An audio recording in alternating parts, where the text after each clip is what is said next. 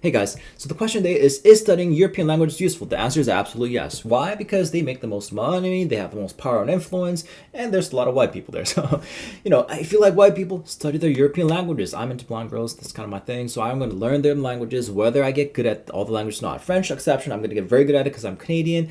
I lived outside of Canada when I was younger, so I didn't really go to the French language process or take immersion. And I went to more American schools and Korean schools when I was growing up, so I don't have that Canadian experience per se of the growing childhood experience of learning how to speak like a Canadian. So I'm learning about the French language. I'm learning about mainland French, but I'm going towards more Quebecois French. Maybe later this year when I have a little bit of more foundational French. Maybe next year because I'm only doing about 20 minutes of French per day, and at that rate, it's going to take about 3 to 4 years before I get even basic level fluency going on. But it is useful. So in Canada, if you're in Canada, learn the European languages of English and French is amazing. You will get more places in Canada. If you go into the political scene, I have no interest in politics. I want to be a video game studio owner for the rest of my life. But if you go into politics, until AI takes over and humans no longer have to work anymore.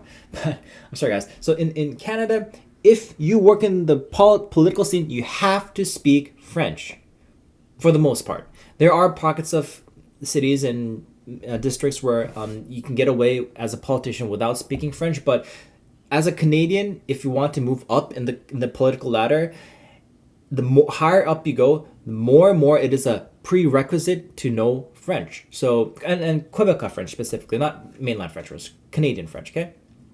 Quebecois French. So you have to learn the languages of a country. Now, if you're in US, if you learn Spanish, Spanish is a North American language, but there's a lot of it's not really an official language, and the majority of people who speak Spanish in US are not actually European, but they're Latin American, which is amazing. So if you want that community, if you want to help with the immigration, if you want to help with the Latino community, if you're a big force of power in the minority community, helping people out, learn some Spanish. That's another European language to learn. So that's a little learning European language for non-European purposes, because you're those people who speak the European language of Spanish in USA are not white. They're Latin American, which is amazing. That's amazing. Not that there are white people in Mexico as well. Just the Spanish is more for different reasons. Like Portuguese, these are like colonial languages. If you go to Haiti, they speak Haitian Creole, which is based on French, but that's all black people. So not all European languages will be making you white aligned. If you want to learn Arabic, Zulu, Swahili, Haitian Creole, you can learn these languages as well. I actually did for a while until I just lost interest in it because I kind of learned my language based on the girls that I like, and I think blonde girls are so cute. That's why I'm trying to learn some Russian, Swedish, Finnish, Norwegian, Danish, those type of languages. There's other languages as well. That's why I kind of skipped Italian and Greek. I'm sorry, guys, Romanian, sorry. But look, are European languages useful? Economically, they're very, very valuable because the more European languages you know, you don't have to actually be fluent in it. If you know the few hundred language words of a language really well, you can kind of understand, read people's mind on what they're thinking, and you can do this for a large group of people. If you do this for Spanish, I probably do this for Korean pretty well because I know Korean, a little bit for Mandarin, not too much for Japanese. Although I know basics of Spanish, but I'm kind of forgetting it because I'm not really holding my skills. Same with Mandarin, I kind of forgot it. But Korean, I do this pretty well unconsciously, even though I don't really watch that much Korean media. I can watch Korean news and pop songs and understand most of it. Or pop songs are a bit harder because they kind of change the words around. But if I look at Korean news, I can understand the basics of it. If there's like a math YouTuber that's Korean and he or she is making YouTube videos for like middle schoolers, not high schoolers, probably middle schoolers. That's kind of my Korean level. I can watch the whole video without, although I don't know the math terms. I can watch. Actually, I do kind of know a little bit of the math terms, like for the most about it, because I went to Korean public school, but. So you can kind of understand the flow of things without actually knowing everything that's there. So I do this for Korean. This is what I'm saying. But is studying European language is useful economically if you want to go where all the economically powerful, rich people are. If I don't know if you've noticed, but the top 100 billionaires are mostly white people. You see very, very, very seldom, if any, minorities there.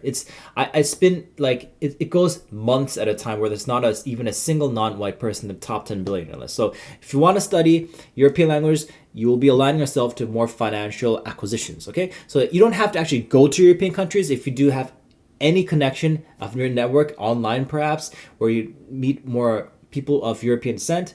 You will be able to tap into the language and improve your communication skills. Yes, if you have to learn English, that's great because I hang around a lot of ESL communities online because that's my thing. I really like helping other people out with English. I like immigrants because I come from immigrant backgrounds. I'm Canadian myself. I'm born here, but I like immigrants because that's my allies in my opinion. So I just kind of go in there. But look, if you want to study European languages, please do. It's amazing.